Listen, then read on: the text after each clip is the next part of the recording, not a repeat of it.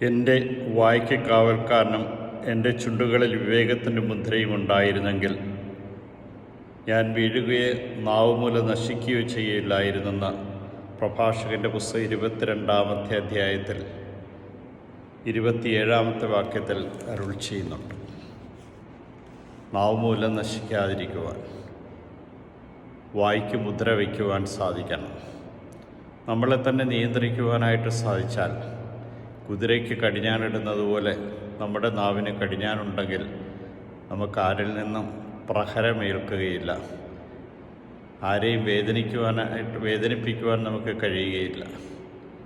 നമ്മൾ പറഞ്ഞതിനെ ഓർത്ത് ദുഃഖിക്കുവാനോ അസ്വസ്ഥപ്പെടാനോ കഴിയുകയില്ല. നിൻ്റെ അധരങ്ങൾ ദൈവനാമം ഉണ്ടായിരിക്കണം, ദൈവസ്തുതികളുണ്ടായിരിക്കണം, ദൈവത്തിൻ്റെ വചനം നിൻ്റെ അധരങ്ങളിലുണ്ടായിരിക്കണം. അപ്പോൾ നിനക്ക് ദുഃഖിക്കേണ്ടി വരികയില്ലെന്ന് കർത്താവ് ഇന്ന് നമ്മെ ഓർമ്മിപ്പിക്കുന്നു.